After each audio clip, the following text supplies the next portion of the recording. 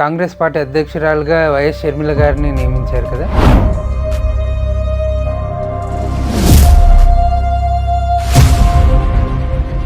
వాళ్ళు పొలిటికల్గా ఎలా పార్టీని ముందుకు తీసుకెళ్తారు?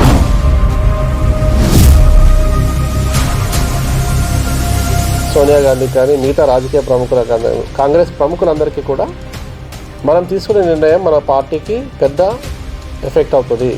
మన పార్టీ కొన్ని చోట్ల మనుగడ కూడా కోల్పోయే అవకాశం ఉంది.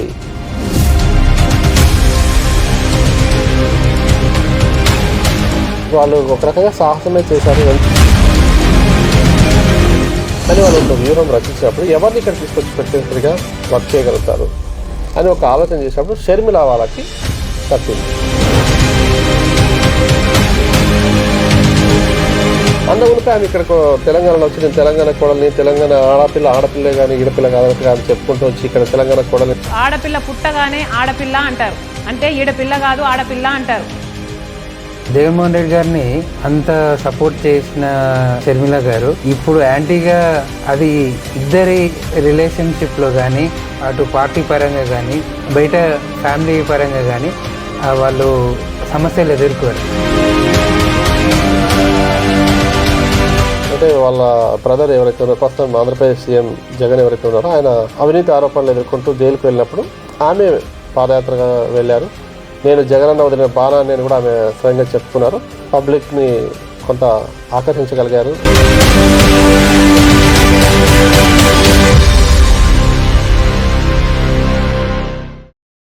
నమస్తే, కేటీఎన్కు స్వాగతం. ఏపీసీసీ అధ్యక్షురాలుగా వైఎస్ షర్మిల నియమించారు. సో వాళ్ళ రాజకీయ ఎలా ఆంధ్రప్రదేశ్లో ముందుకు సాగుతుంది దాని విషయాలు మనము ప్రముఖ సీనియర్ జర్నలిస్ట్ మరియు పొలిటికల్ అనలిస్ట్ బాలకృష్ణ గారిని అడిగి తెలుసుకుందాం. నమస్తే సార్. థ్యాంక్ యూ అండి. ఏపీలో కాంగ్రెస్ పార్టీ అధ్యక్షురాలుగా వైఎస్ షర్మిల గారిని నియమించారు కదా.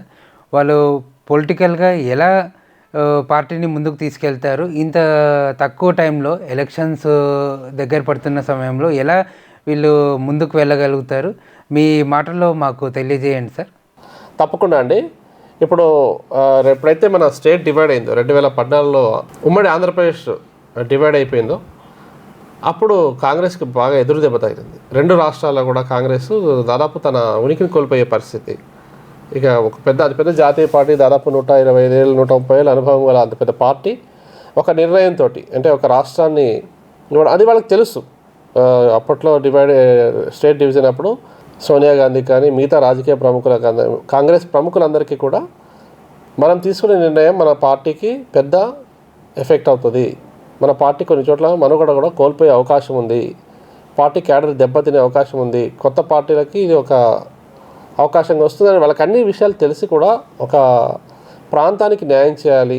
ఎన్నో ఏళ్ళుగా పోరాటం చేస్తున్నారు. తెలంగాణ ఒక ఎమోషన్ని మనం కాపాడాలి. అక్కడి ప్రజల్ని సేవ్ చేయాలి. చాలామంది ఆత్మహత్యలు చేసుకుంటారు, యువత ఆత్మహత్యలు చేసుకోవటం ఇవన్నీ జరుగుతుంది. సో ఈ క్రమంలో వాళ్ళు ఒక రకంగా సాహసమే చేశారు. రెండు రాష్ట్రాలని కోల్పోయారు. ఆంధ్రప్రదేశ్ అండ్ తెలంగాణ రెండు రాష్ట్రాలు డివైడ్ చేశారు. రెండు రాష్ట్రాలు వాళ్ళు కోల్పోయారు. అధికారం ఇక్కడ ఇక్కడ తెలంగాణలో అక్కడక్కడ గెలిచారు కానీ ఆంధ్రప్రదేశ్లో ఎక్కడ ఒక్క సీటు కూడా రాలేదు. ఇక ఎమ్మెల్యే లేదు, ఎంపీ లేదు, ఏం నిల్. సో ఈ క్రమంలో ఏమైందంటే 10 ఏళ్ళు గడిచింది. ఇప్పటికి 2014లో స్టేట్ డివైడ్ అయిపోయింది. 2024లో ఉన్నాం మనం ప్రస్తుతం.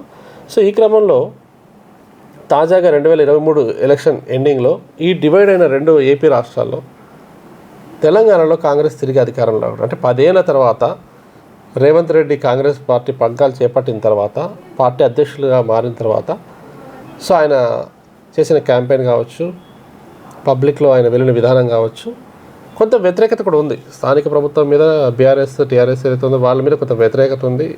ఇప్పటికీ 10 ఏళ్ళు అధికారంలో ఉన్నారు కాబట్టి దాదాపు 9.5 ఏళ్ల కాలం వాళ్ళు అధికారంలో ఉన్నారు. సో ఆ వ్యతిరేకతని ప్లస్ ఓటింగ్గా మలుచుకునే విధానంలో రేవంత్ రెడ్డి సక్సెస్ అయ్యారు. అంటే కాంగ్రెస్ పార్టీ ఓవరాల్గా కాంగ్రెస్ పార్టీ ఒక వ్యూహంగా ముందుకెళ్ళింది కాబట్టి సో ఆ వ్యూహం ఫలించింది. ఫలితంగా తిరిగి 10 ఏళ్ళ తర్వాత కాంగ్రెస్ పార్టీ ఇక్కడ తెలంగాణలో తెలుగు రాష్ట్రాలు ముఖ్యంగా తెలంగాణ రాష్ట్రంలో అప్పుడు ఉమ్మడి ఆంధ్రప్రదేశ్లో హైదరాబాద్ రాజధాని ఉంది కాబట్టి సో ఇక్కడ తిరిగి కాంగ్రెస్ అధికారంలో రావడం అనేది వాళ్ళకి ఒక బిగ్గెస్ట్ అచీవ్మెంట్గా మనం చెప్పొచ్చు. అంటే దాదాపు ఈ సౌత్లో ముఖ్యంగా రెండు తెలుగు రాష్ట్రాల్లో కాంగ్రెస్ పార్టీ కనుమరుగు అవుతుందన్న క్రమంలో ఈ స్టేట్లో వాళ్ళకి తిరిగి కాంగ్రెస్ పార్టీకి అధికారం రావడం అనేది ఒక ప్లస్ పాయింట్ లాగా వాళ్ళు తీసుకున్నారు. పక్కన కర్ణాటకలో కూడా కాంగ్రెస్ అధికారంలోకి వచ్చింది. వచ్చిన వెంటనే ఇక్కడ అధికారంలో కాంగ్రెస్ వచ్చింది తెలంగాణ. ఈ క్రమంలో వాళ్ళు ఏమనుకున్నారంటే ఆంధ్రాలో మరో పార్టీ ఏంటంటే ఉమ్మడి ఆంధ్రప్రదేశ్లో కాంగ్రెస్ తెలంగాణ ఆల్రెడీ ఉంది, మిగతా స్టేట్లో మనం ఏపీలో ఆంధ్రప్రదేశ్లో మనం ఉండాలి అని వాళ్ళు ఒక వ్యూహం రచించినప్పుడు ఎవరిని ఇక్కడ తీసుకొచ్చి పెడితే సరిగా వర్క్ చేయగలుగుతారు అని ఒక ఆలోచన చేసినప్పుడు షర్మిల వాళ్ళకి తట్టింది. అందుమునిపై ఆమె ఇక్కడికి తెలంగాణలో వచ్చి నేను తెలంగాణ కోడల్ని, తెలంగాణ ఆడపిల్లే కానీ ఈడపిల్ల కాదన్నట్టుగా ఆమె చెప్పుకుంటూ వచ్చి ఇక్కడ తెలంగాణ కోడల్ని, నేను ఇక్కడ పోరాటాలు చేస్తాను, ఇక్కడ ప్రజలకు అన్యాయం జరుగుతుందని చెప్పేసి వైఎస్ఆర్ టీపీ అని పెట్టింది. తెలంగాణ పార్టీ అని చెప్పేసి వైఎస్ఆర్ టీపీ అని పెట్టింది. పాదయాత్రలు చేసింది, రకరకాల చేసింది. చాలామంది అట్రాక్ట్ అయ్యారు, యూత్ కొద్దిమంది ఆమె దగ్గరికి వచ్చారు, ఏదో జరగబోతుంది రాజకీయాల్లో, కొత్త కోణం ఆవిష్కృతమైంది, ఈ విధంగా వచ్చారు. గతంలో కూడా ఆమె రాజకీయాల్లో ఉన్నారు. అంటే వాళ్ళ బ్రదర్ ఎవరైతే ఉన్నారో, ప్రస్తుతం ఆంధ్రప్రదేశ్ సీఎం జగన్ ఎవరైతే ఉన్నారో ఆయన అవినీతి ఆరోపణలు ఎదుర్కొంటూ జైలుకు వెళ్ళినప్పుడు ఆమె మొత్తం రాష్ట్రంలో ఆమె తిరిగారు, పాదయాత్రగా వెళ్ళారు. నేను జగనన్న వదిలిన బాణాన్ని అని కూడా ఆమె స్వయంగా చెప్పుకున్నారు. పబ్లిక్ని కొంత ఆకర్షించగలిగారు తన ప్రసంగాలతో కావచ్చు, తన మాట తీరుతో. సో ఈ క్రమంలో ఏమైందంటే ఆమె కొంత రాజకీయ అనుభవం ఉంది, తండ్రి సీఎంగా చేస్తున్నారు, ఇప్పుడు ప్రస్తుతం వాళ్ళ బ్రదర్ సీఎంగా ఉన్నారు. సో ఆమె యాక్టివ్ పాలిటిక్స్లోకి వచ్చి ఇక్కడ నుంచి తెలంగాణ నుంచి ఒకసారిగా ఆంధ్రాలోకి వెళ్ళటం వల్ల ఏమైందంటే సో ఇక్కడ ఒక జవజీవాలు రావాలి, ఇక్కడ కనుమరుగైపోతున్న కాంగ్రెస్ పార్టీకి తీసుకొచ్చేదానికి ఒక పర్సన్, యూత్ యంగ్స్టర్స్ ఉంటే బాగుంటుందనే ఉద్దేశంతో కాంగ్రెస్ ఎట్లయితే రేవంత్ రెడ్డి ఒక ఫైర్ బ్రాండ్ రేవంత్ రెడ్డి ఇక్కడ తీసుకొచ్చారో సో ఆ విధంగా షర్మిలకు కూడా అక్కడ ఒక అవకాశం ఇవ్వడం జరిగింది. సో రాబోయే రోజుల్లో మంచి రోజులు వస్తాయి అని మనం కాంగ్రెస్ పార్టీకి చెప్పొచ్చు. జగన్మోహన్ రెడ్డి గారిని అంత సపోర్ట్ చేసిన షర్మిల గారు ఇప్పుడు యాంటీగా ఏపీలో వెళ్తే గాన అది ఇద్దరి రిలేషన్షిప్లో కానీ అటు పార్టీ పరంగా కానీ బయట ఫ్యామిలీ పరంగా కానీ వాళ్ళు సమస్యలు ఎదుర్కోరా? సమస్యలు అనేం కాదండి. ఇప్పుడు చూడండి, ఇప్పుడు ఏమవుతుందంటే మీరు టీడీపీ పార్టీ తీసుకోండి. టీడీపీ పార్టీలో Chandrababu Naidu is working for TDP, ఆయన అధ్యక్షులుగా ఉన్నారు. ఏ టీడీపీ పార్టీని అయితే స్థాపించాడో సీనియర్ ఎన్టీఆర్ గారు, దివంగత మనకు ఆంధ్రప్రదేశ్ ముఖ్యమంత్రిగా కూడా చేశారు, ఉమ్మడి ఆంధ్రప్రదేశ్కి ప్రముఖ యాక్టర్, విశ్వవిఖ్యాత నటుడు. ఆయన తాలూకా ఆయన కూతురే, సొంతం కూతురు బీజేపీ పార్టీలో ఉన్నారు. సో ఇక్కడ నారా భువనేశ్వర్ ఇక్కడ ఉంది, అక్కడ పురంధరేశ్వర్ ఉంది. అంటే వాళ్ళిద్దరు కూడా అక్కా చెల్లెళ్ళు. సో అక్కడ కూడా అంటే ఆమె వెళ్ళి స్టేజ్ మీద ఎప్పుడు మాట్లాడాలన్నా కూడా గత ప్రభుత్వం చేసిన తప్పిదాలనే మాట్లాడతారు. ఆమె బీజేపీ తరఫున మాట్లాడాలి. ఆమె కేంద్ర పార్టీ, జాతీయ పార్టీ బీజేపీ. సో స్థానిక ప్రభుత్వాలు చేసిన తప్పులు ఎప్పుడు ఎత్తి చూపడమే వాళ్ళది లక్ష్యంగా ఉంటుంది. గత ప్రభుత్వాలు అన్నప్పుడు గతంలో ఎవరు పనిచేశారు ఇక్కడ అంటే ఈవెన్ ఎన్టీఆర్ కాలం నుంచి చూసుకుంటే కూడా వాళ్ళ ఫాదర్ని కూడా ఆమె అంటున్నట్టు లెక్క. ఆమె ఏం మాట్లాడినా కూడా గత ప్రభుత్వం చేసిన తప్పిదాలంటారు. గత ప్రభుత్వంలో ఎవరెవరు ఉన్నారు?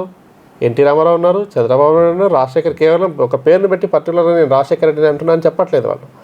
సో ఈ విమర్శలు, ప్రతి విమర్శలు అనేవి రాజకీయాల్లో సహజం. ఇక్కడ రాజకీయాలు అనేటప్పటికీ ఏ పార్టీలో ఉన్నామనే ఒకటి అంశం ముఖ్యంగా తీసుకుంటాం. రెండోది దేన్ని బేస్ చేసుకొని మనం మాట్లాడుతున్నాం, ఎవరి సంక్షేమం కోసం, ఎవరి ఇది కోసం మనం మాట్లాడుతున్నాం అనేది ముఖ్యంగా వస్తుంది. కానీ ఇవాళ జనసేన పార్టీ మొన్నటిదాకా చిరంజీవి కాంగ్రెస్లో ఉన్నాడు, జనసేన పవన్ కళ్యాణ్ టీడీపీకి మద్దతు తెలుపుతున్నాడు, ఒకవైపు బీజేపీకి మద్దతు తెలుపుతున్నారు. సో ఆయన ఎటువైపు బీజేపీ తప్పిదాన్ని ఆయన ఎత్తి చూపలేని పరిస్థితి అవుతుంది, లేకపోతే టీడీపీ ఏమైనా చేస్తే కూడా ఆయన మాట్లాడలేని పరిస్థితి అవుతుంది. సో ఎప్పుడైనా ఒకరి తరఫున ఒకరు మాట్లాడితే ఇక్కడ రక్త సంబంధం లేకుండా ప్రజా సంబంధాలు ఇంపార్టెంట్. ఇక్కడ పార్టీలన్నీ కూడా ప్రజల సంక్షేమం కోసమే పుడతాయి, ప్రజల బాగోగుల కోసమే పనిచేస్తాయని ఆ మోటోతోనే వస్తారు ఎవరికైనా. కానీ ఎవరైనా ముందుకు వచ్చారు రాజకీయాల్లో పనిచేస్తుంటే, రాజకీయం అంటే సేవాభావం. సేవాభావంతో ముందుకు వచ్చినప్పుడు ఏమవుతుందంటే మనం ఎవరి తరఫున మాట్లాడుతున్నాం, ఎవరికి ఇదేది కనిపిస్తుంది స్క్రీన్ మీద, కానీ అన్నా చెల్లెళ్ళ, అక్క తమ్ముళ్ళ ఇవేమి ఉండవు. అదనమాట. ఇన్ని రోజులు కాంగ్రెస్ పార్టీ ఏపీలో ఎక్కడే కానీ ఒక పేరు వినపడింది లేదు, ఒక మనిషి, ఒక పొలిటికల్ లీడర్ తిరిగింది లేదు. అలాంటి ప్లేస్లో ఇప్పుడు ఈ రాజకీయ పార్టీ ఇప్పుడు ఎలక్షన్స్ టైంలో అక్కడికి ఎంటర్ అయ్యి హోప్ ఉందా? ప్రజల్లో ఆ చరిష్మా తీసుకురాగలుగుతుందా? చక్కటి ప్రశ్న వేశారు మీరు, ఖచ్చితమైన ప్రశ్న ఇది. ఎందుకంటే మీరు అన్నట్టుగా కనుమరుగైపోయింది ఆల్మోస్ట్ ఒక మంచి లీడర్లు. మీరు అన్నట్టు రఘువీరారెడ్డి గారు కావచ్చు, ఎక్స్ మినిస్టర్ శైలనాథ్ అధ్యక్షులుగా ఉన్నారు కొద్ది రోజులు ఆంధ్రప్రదేశ్ వర్కింగ్ కమిటీ, ఆంధ్రప్రదేశ్ కాంగ్రెస్ కమిటీకి. కిరణ్ కుమార్ రెడ్డి వాళ్ళని కూడా కాంగ్రెస్ పార్టీ మళ్ళీ పిలవడం జరిగింది. మాజీ ముఖ్యమంత్రి కిరణ్ కుమార్ రెడ్డి కూడా అందులో చేశారు. కానీ ఇప్పుడు వాళ్ళు కంప్లీట్గా కనుమరుగైపోయిన స్థితి వచ్చింది. ఒక రకంగా చెప్పాలంటే ఏమైందంటే కాంగ్రెస్లో అప్పటిదాకా యాక్టివ్గా పనిచేసారు. కాంగ్రెస్ కంటే ఒక క్యాడర్ ఉండింది, ఒక ఓటు బ్యాంక్ ఉంది, అన్నీ ఉన్నాయి. ఈ క్రమంలో ఏమైందంటే ఒక్కసారిగా కాంగ్రెస్ పార్టీ అధికారం కోల్పోవడం వల్ల ఏమైందంటే మనకి తిరిగి మన రాజకీయ భవిష్యత్తు 10 ఏళ్ళ వరకు వాళ్ళు లేరు. 10 ఏళ్ళ వరకు కంటే ముందు చెప్పాలంటే 2000 స్టేట్ డివైడ్ కంటే ముందు కూడా కొద్ది రోజులు చంద్రబాబు నాయుడు ఉన్నాడు. తర్వాత వైఎస్ రాజశేఖర రెడ్డి చనిపోయిన తర్వాత ఆ స్థానాన్ని భర్తీ చేసే వ్యక్తులు ఎవరు కాంగ్రెస్లో కనపడలేదు. టు బి ఫ్రాంక్ చెప్పాలంటే మనం ఆడుకోవాలంటే ఒక్కసారి రాజశేఖర రెడ్డి హెలికాప్టర్ ప్రమాదంలో చనిపోయిన తర్వాత ఆ స్థాయి నాయకులు ఎవరు కాంగ్రెస్లో కనిపించకపోవడం అనేది ఒకటి. ఎందుకంటే ఆ తర్వాత రోసయ్య గారిని తీసుకొచ్చారు సీనియర్ లీడర్ని, ఆయన కొద్ది ఇబ్బందులు పడి ఆయన గవర్నర్గా పక్కకి వెళ్ళిపోయారు. మళ్ళీ కిరణ్ కుమార్ వచ్చారు, స్టేట్ డివైడ్ అయిపోయింది, ఇవన్నీ జరిగినాయి. సో ఈ క్రమంలో ఏంటంటే తిరిగి మళ్ళీ జవసత్వాలు నింపాలి, పార్టీని తిరిగి మళ్ళీ ఆన్ స్క్రీన్ తీసుకురావాలి, కొత్త వారు పార్టీలోకి కొత్త బ్లడ్ రావాలన్నా ఇంకోటి రావాలన్నా ఒక యూత్ వస్తే బాగుంటుంది అనే ఉద్దేశంతో. ఎందుకంటే వీళ్ళందరూ బాగా ఏజ్డ్ అయిపోయారు, వాళ్ళ ఆలోచన విధానం కావచ్చు. సో వాళ్ళ సీనియర్స్ సలహాలు తీసుకుంటూ ఈ యంగ్ బ్లడ్ ఏదైతే ఉందో వీళ్ళు ముందుకెళ్తే కాంగ్రెస్ పార్టీకి పూర్వవైభవం తప్పకుండా వస్తుంది, దాంట్లో ఏం డౌట్ లేదు. ఎందుకంటే అది జాతీయ పార్టీ. ఎప్పటికైనా కానీ జాతీయ పార్టీలు అలా నిల్చుంటాయి. స్థానిక పార్టీలు మనం ఏవైతే చెప్తామో ఆయా ప్రాంతాల్లో, ఆయా రాష్ట్రాల్లో, ఆయా పరిస్థితులను బట్టి అప్పటికప్పుడు ఏర్పడిన పార్టీలు ఏవైతే ఉన్నాయో స్థానిక పార్టీలు అని అంటాం. వీటిని జాతీయ పార్టీలు ఏదైతే ఉందో బీజేపీ కానీ, కాంగ్రెస్ కానీ, బీఎస్పీ లాంటి పార్టీలు ఎప్పుడు స్థిరంగా ఉంటాయి. ఏదో ఒక రాష్ట్రంలో అధికారంలో ఉన్నాడు ఆ పార్టీ మనుగడ కొనసాగిస్తుంది. ఈ క్రమంలో ఇప్పుడు ఆల్రెడీ మనం కర్ణాటకలో పక్కన చూస్తున్నాం, ఇప్పుడు ఇక్కడ తెలంగాణలో ఉంది.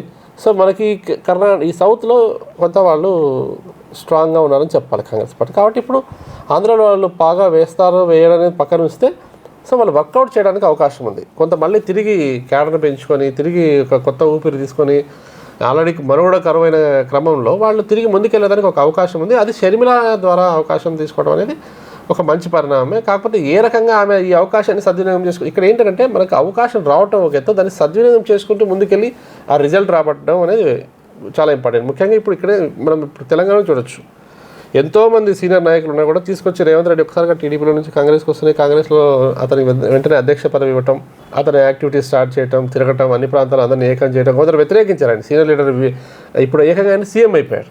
ఇంతమంది సీనియర్లు ఉన్నా కూడా కష్టపడిన ఎవరు కూడా వాళ్ళకి ఆ ప్రతిఫలం దక్కాలని చెప్పేసి గతంలో కూడా రాజశేఖర రెడ్డి అదే చేశారు. 20 ఏళ్ల క్రితము ఖచ్చితంగా ఇప్పుడు 20 ఏళ్ల క్రితం అధికారంలోకి వచ్చింది కాంగ్రెస్ పార్టీ. ఉమ్మడి రాష్ట్రం 2004లో అధికారంలోకి వచ్చింది. ఇదే క్రమంలో ఇప్పుడు 2024లోకి వచ్చాం మనం. అంటే దాదాపు 20 ఏళ్ల కాలంలో చాలా పరిణామాలు చోటు చేసుకున్నాయి. సో రాబోయే రోజుల్లో కొంత మంచి రోజులే వస్తున్నాయి కాంగ్రెస్ పార్టీకి. కాంగ్రెస్ క్యాడర్ కూడా ఉత్సాహపరితంగానే ఉన్నారు ఆంధ్రాలో ముఖ్యంగా. ఎందుకంటే కొంత ఆల్రెడీ చంద్రబాబు నాయుడు చూస్తున్నారు చాలామంది, ఆల్రెడీ జగన్ కూడా చూశారు ఇప్పుడు. సో ఏమన్నా ఎటువంటి పరిణామాలు సంభవిస్తాయి, ఎలక్షన్స్ కూడా దగ్గర రాబోతున్నాయి. అయితే కొంత టైం తక్కువ ఉందనే చెప్పాలి. అంటే రేవంత్ రెడ్డికి వచ్చినంత సమయం 2 ఏళ్ల కాలం రేవంత్ రెడ్డి ఇక్కడ కృషి చేశారు. సో వాల్యుబుల్ పీరియడ్ 2 ఇయర్స్ అనేది. సో అంత సమయం అక్కడ దొరకపోవచ్చు, కానీ కొంత అయితే ఊపు వచ్చే అవకాశం ఉందని చెప్పొచ్చు మనం. జాతీయ అధ్యక్షుల నుంచి కానీ ప్రాంతీయ పార్టీలకి ఈ విషయం ముఖ్యంగా మీకు చెప్పాలి. ప్రాంతీయ పార్టీలకు ఎప్పటికైనా మనుగడ కొంత కష్టసాధ్యం అవుతుంది, కష్టతరం అవుతుంది. కానీ ప్రాంతీయ పార్టీల కన్నా జాతీయ పార్టీల మనుగడే ఎక్కువగా ఉంటుంది. ఎందుకంటే ప్రాంతీయ పార్టీలు ఎప్పుడు ఒక వ్యక్తిని బేస్ చేసుకొని ఉంటాయి. ఫర్ ఎగ్జాంపుల్ మీరు టీడీపీ తీసుకున్నారనుకోండి, ఎన్టీఆర్ని బేస్ చేసుకుంటారు. టీఆర్ఎస్ తీసుకుంటే కేసీఆర్ లాంటి వాళ్ళు. సో ఆ నేతలు కొంత కనుమరుగైతే ఏమంటే ఆ పార్టీ పట్ల ప్రజల్లో అవగాహన తగ్గిపోతుంది. ఇప్పుడు రాబోయే నెక్స్ట్ జనరేషన్ వాళ్ళకి మనం టీడీపీ గురించి పాఠాలు చెప్పినట్టుగా చరిత్రగా చెప్పాల్సి రావచ్చు. మేబీ ఇంకొద్ది నెక్స్ట్ జనరేషన్ పోతే బీఆర్ఎస్ గురించి మనం రావచ్చు. కానీ టీఆర్ఎస్ ఏదైతే ఉంది, కానీ బీజేపీ కావచ్చు లేదా కాంగ్రెస్, బీఎస్పీ లాంటి జాతీయ పార్టీలు ఏవైతే ఉన్నాయో ఇవి స్టేబుల్గా ఉంటాయి. అధికారం వస్తుందో రాదనేది పక్కన పెడితే సో జాతీయ పార్టీలు, నేషనల్ పార్టీస్ ఏవైతే ఉన్నాయో దిస్ రిమైన్ ది సేమ్ అనమాట, వాళ్ళు సేమ్ పొజిషన్లో ఉంటారు. ప్రాంతీయ పార్టీలు మనం కూడా అప్పుడప్పుడు ప్రశ్నార్థకంగా మారుతాం. జాతీయ లీడర్లు ఏపీలో క్యాంపెయినింగ్ చేసి అవకాశాలు ఉన్నాయా ఈ తక్కువ టైంలో? వాళ్ళు ఎంతవరకు ఇక్కడ అనాలిసిస్ చేసి ముందుకు సాగగలుగుతారు? తప్పకుండా. ఇప్పుడు ఇక్కడ జరిగినప్పుడు కూడా, తెలంగాణలో జరిగినప్పుడు కూడా అందరూ వచ్చారు. సోనియా గాంధీ, రాహుల్ గాంధీ వచ్చాడు, ప్రియాంక గాంధీ వచ్చింది. సో తప్పకుండా కేంద్రంలో ఉన్న పార్టీ ముఖ్యులు ఎవరైతే ఉన్నారో, పార్టీ ప్రముఖులు ఎవరైతే ఉన్నారో, పక్కన కర్ణాటక ముఖ్యమంత్రులు వచ్చారు, ఉప ముఖ్యమంత్రులు వచ్చారు, మంత్రులు వచ్చారు. సో వాళ్ళే కోఆర్డినేట్ చేశారు ఇక్కడంతా కూడా. సో కాబట్టి అందరూ కూడా ఇక్కడ బలాలన్నీ ఏకమవుతాయి, శక్తులన్నీ ఏకమై తిరిగి పార్టీకి కొత్త జవజీవాలు తీసుకొచ్చే అవకాశం ఉంది. పార్టీ బలాన్ని నిరూపించుకోవాలన్నా, పార్టీని తిరిగి మళ్ళీ ప్రజల్లోకి తీసుకెళ్లాలన్నా, పార్టీ అజెండా గురించి చెప్పాలన్నా తప్పకుండా అందరూ ఏకం కావాల్సి వస్తుంది. ఈ క్రమంలో ఈ తరుణంలో అందరూ కూడా కలిసి పనిచేయాల్సి వస్తుంది, చేస్తారు కూడా. ఇప్పుడు ముఖ్యంగా 2 రాష్ట్రాలు విడిపోయినాక ఆంధ్ర రాష్ట్రాలు స్పెషల్ ప్యాకేజ్ అనేది ముఖ్యంగా పెండింగ్లో ఉండిపోయింది. అవును, అది స్పెషల్ స్టేటస్ ప్రత్యేక హోదా అనేది ప్రత్యేక హోదా పెండింగ్లో ఉంది. ఒకవేళ కాంగ్రెస్కి ఆ ఛాన్స్ వస్తే వితిన్ 1 ఇయర్లో ఆ స్పెషల్ స్టేటస్ని ఆంధ్రాకు ఇస్తే అప్పుడు ఇవ్వగలుగుతామన్న ఇది ఇవ్వగలిగితే హామీ ఇస్తేనే ముందుకు ఛాన్సెస్ ఉన్నాయి. అదే మీరు అన్నట్టు కరెక్ట్. ఇప్పుడు స్టేట్ డివైడ్ కావడానికి కాంగ్రెసే కారణం. కాంగ్రెస్ డివైడ్ చేసి 2గా పంచి ఇచ్చింది. సో న్యాయం చేయాలనే బాధ్యత కూడా కాంగ్రెస్ మీదే ఉందన్నప్పుడు అదే సెంటిమెంట్ తోటి ఇక్కడికి వచ్చారు. సో ఇక్కడ న్యాయం జరిగింది తెలంగాణకి, అన్యాయం జరిగింది ఎవరికంటే ఆంధ్ర వాళ్ళకి. ఇప్పుడు రాజధాని అనేది కూడా కరెక్ట్గా చెప్పలేని పరిస్థితిలో ఉన్నారు ఆంధ్ర పీపుల్స్. సో ఈ క్రమంలో ఏంటంటే వాళ్ళు ఎలా ముందుకెళ్ళాలి, చంద్రబాబు నాయుడుతో ముందుకెళ్దామా, జగన్తో ముందుకెళ్దామా, లేదా వైఎస్ షర్మిలతో కలిసి ముందుకెళ్దామా, కేంద్రంలో ఉన్న కాంగ్రెస్ పార్టీతోటి ముందుకెళ్దామా, బీజేపీ తోటి. సో ఈ మీమాంసతోటి వాళ్ళు ఉన్నారు. మీరు అన్నట్టుగా వాళ్ళు ఒక రకమైన కన్ఫ్యూజన్ స్టేటస్లో ఉండొచ్చు. ఏ స్టెప్ తీసుకుంటారు అనేది మనం రాబోయే రోజుల్లో వేసి చూడాల్సిందే. బట్ మీరు అన్నట్టుగా స్పెషల్ ప్యాకేజ్ అనొచ్చు, స్పెషల్ స్టేటస్ అనొచ్చు, బీజేపీ ఇవ్వలేకపోయింది. ఈ 10 ఏళ్ల కాలంలో కాంగ్రెస్ డివైడ్ చేసింది, బీజేపీ న్యాయం చేయలేకపోయింది. సో దానికి ఇన్స్టెంట్గా కానీ, అంటే దానికి సబ్సిడైజ్ చేస్తూ ఏమైనా కానీ, కంపెన్సేట్ చేస్తూ ఏమైనా కానీ ఇస్తారా అనేది అయితే తెలియదు. కానీ మీరన్న కోణంలో చూస్తే కాంగ్రెస్ పార్టీని న్యాయం చేయగలుగుతుంది ఆంధ్రాకి అనేది ఒక మీరన్న విషయాన్ని బలంగా తీసుకెళ్ళగలిగితే, షర్మిల గారు కావచ్చు, ఇతర పార్టీ వర్గాలన్నీ తీసుకెళ్ళగలిగితే, ప్రజలు దానిని విశ్వసిస్తే ఖచ్చితంగా కొన్ని మంచి పరిణామాలు ఆ పార్టీకి సంబంధించి మంచి పరిణామాలు సంభవించే అవకాశం ఉంది. ఎందుకంటే కొంత మేలు ఏదైనా జరిగింది రాజశేఖర రెడ్డి సీఎం అయిన తర్వాత కాంగ్రెస్ పార్టీకి కానీ ప్రజలకు కానీ అని అంటే అది ఆ పీరియడ్లో జరిగింది, 2004 నుంచి 2009. సో తిరిగి మళ్ళీ అటువంటిది కోరుకున్నారు ప్రజలంటే కాంగ్రెస్కి రావచ్చు, చెప్పలేము. ఎందుకంటే ఇప్పుడు ఇక్కడున్న పరిస్థితిలో టీఆర్ఎస్ 10 ఏళ్ల కాలంలో ఏమో చేసామని చెప్పుకున్నా కూడా ఓటు మళ్ళీ వాళ్ళు చేసిన అభివృద్ధిని ఓటుగా మార్చుకోలేకపోయారు. సో ఈ క్రమంలో ఏమైనా జరగవచ్చు, పబ్లిక్ ఎలా అయినా థింక్ చేయొచ్చు, వేసి చూద్దాం. మనం రాబోయే 2024 ఎలక్షన్స్లో 175 సీట్లకు కాంగ్రెస్ నిలబెడుతుందా? అంటే అభ్యర్థుల గురించి అభ్యర్థులు ఒక అధ్యక్షుడిని పెట్టి 2 రాష్ట్రాల్లో సౌత్లో అధికారంలో ఉన్న కాంగ్రెస్ పార్టీ అభ్యర్థుల కోసం ఆల్రెడీ అధికారంలో ఉండి చేసిన అత్యధిక కాలం కాంగ్రెసే పరిపాలించింది ఆంధ్రాని, ఉమ్మడి ఆంధ్రప్రదేశ్ కావచ్చు దేనైనా. సో ఈ వాళ్ళు అభ్యర్థుల కోసం వెతికే ఇబ్బంది ఏం లేదు. తప్పకుండా అభ్యర్థులు ఆ పార్టీ తరఫున నిలబడడానికి సిద్ధంగా ఉండొచ్చు. కానీ కాకపోతే వాళ్ళు చేసే ఎక్సర్సైజ్ ఏదైతే ఉందో దానికి సమయం తక్కువ ఉందని చెప్తున్నాం. మనం ఏం చెప్తున్నాం అంటే కాంగ్రెస్ వస్తుంది రాదని మనం వీ కాంట్ జడ్జ్ ఇట్. అది డిసైడ్ చేయాల్సింది ప్రజలు, అధికారం ఇవ్వాల్సింది ప్రజలు, ఓటు వేయాల్సింది ప్రజలు, ఎన్నుకోవాల్సింది ప్రజలు. స్కోప్ ఏ టైంలో అయినా టర్న్ అవ్వచ్చు. సో ఈ క్రమంలో ఏంటంటే అభ్యర్థుల ఎంపిక అనేది కీలకం. మీరు అన్నట్టుగా మంచి ప్రశ్న వేశారు. మీరు అభ్యర్థులు ఎలాంటి వాళ్ళని తీసుకుంటారు, ఎవరిని తీసుకుంటే కాంగ్రెస్ ముందుకు వెళ్తుంది అనేది ఈ షార్ట్ ఆఫ్ పీరియడ్. ఎందుకంటే మార్చి ఏప్రిల్లో ఎలక్షన్స్ వచ్చే ఛాన్స్ ఉంది. మార్చిలో నోటిఫికేషన్ వస్తే ఏప్రిల్లో ఎలక్షన్ రావచ్చు, లేదా ఏప్రిల్ నోటిఫికేషన్ వస్తే మేలో ఎలక్షన్స్ రావచ్చు. సో ఈ span of little span of 2-3 months ఏదైతే ఉందో దీంట్లో వాళ్ళు ఎంత ఎక్సర్సైజ్ చేస్తారు, ఎంతవరకు ప్రజలు రీచ్ అవుతారు. సో వ్యాస్ట్ ఏరియా పైన శ్రీకాకుళం నుంచి కింద అనంతపురం దాకా ఎంత వీళ్ళు తిరుగుతారు, ఎంతమందిని మొబిలైజ్ చేయగలుగుతారు, పాత నాయకులు మళ్ళీ తిరిగి తీసుకొస్తారు. ఎందుకంటే అప్పుడే కొద్దిమంది చిన్న నాయకులు కావచ్చు వీళ్ళు లోకల్ పార్టీస్లో మెర్జ్ అవ్వటం, స్థానిక సంస్థల ఎలక్షన్లు వచ్చినప్పుడు కాంగ్రెస్ అసలు కొంచెం పోటీని చేయలేదు. ఈ క్రమంలో వాళ్ళు వేరే పార్టీలకు మారటం, ఓటు పర్సెంటేజ్ కూడా ఇవన్నీ చూసుకోవాలి. ఈ పోలరైజేషన్ కానీ ఈ స్ట్రాటజీస్ అన్నీ కూడా కేంద్రం మీరు అన్నట్టుగా కేంద్ర కార్యవర్గం ఏంటంటే వాళ్ళకి ఒక స్ట్రాటజీ ఉంటుంది. సో దాన్ని బట్టి వాళ్ళు ఎలా ముందుకు వెళ్తారనేది మనం వేచి చూడాల్సి ఉంటుంది. థ్యాంక్ యూ సార్, మీ అమూల్యమైన సమయాన్ని కేటాయించి KTN న్యూస్కి ఏపీ రాజకీయాల విశ్లేషణ అందించారు. Thank you. Thank you.